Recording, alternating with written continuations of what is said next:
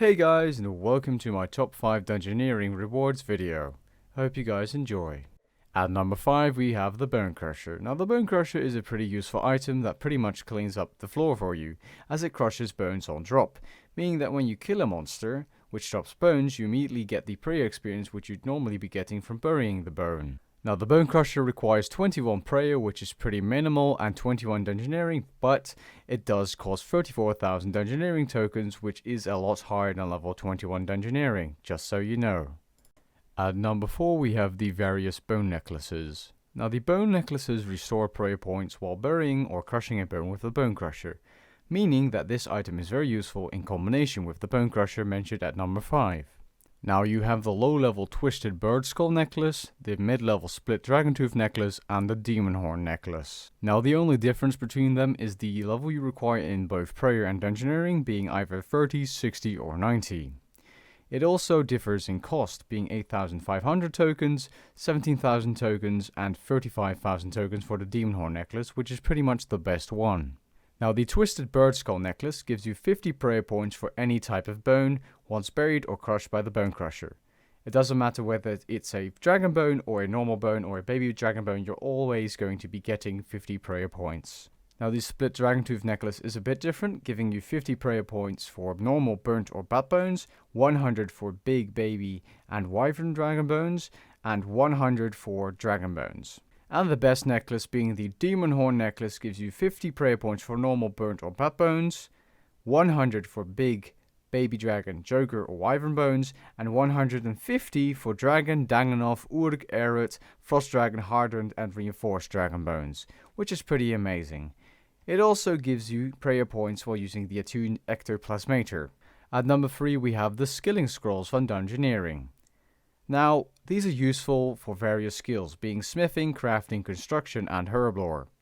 Now, why they are useful is because they save ingredients, sometimes secondary ingredients, sometimes it's while you're crafting an item with 3 or more items of the same type, and they just save money.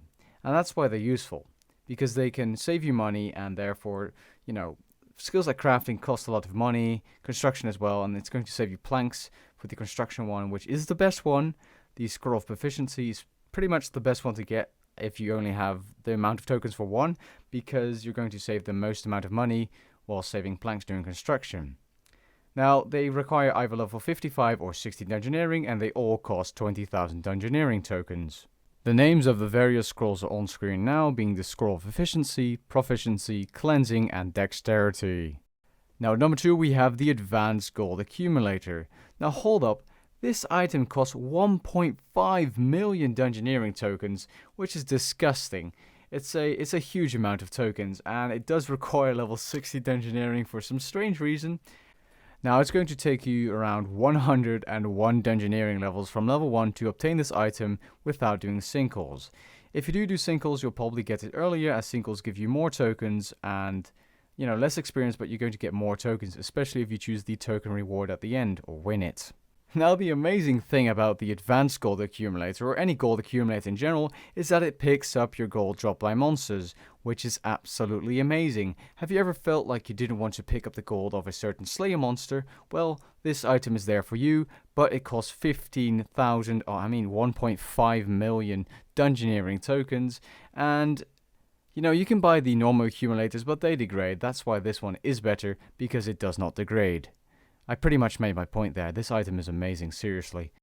But there's one better item, which is pretty much the best bang for your buck in terms of Dungeoneering tokens, which is the Charming Imp. Now you may have heard or seen my 99 and 120 summoning guide, and I mentioned it in there, but this item is pretty much essential for any player going for 99 summoning, or even let's say 60 summoning, because it's just, you need this item, okay? You don't want to be collecting charms manually for 99. Now this item collects charms in your inventory, which is why it's so extremely useful.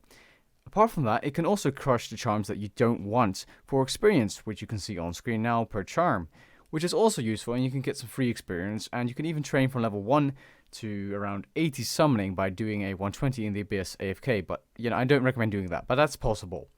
I recommend crushing the green charms and probably the gold charms if you're higher than level 60 as well, because they're pretty crap.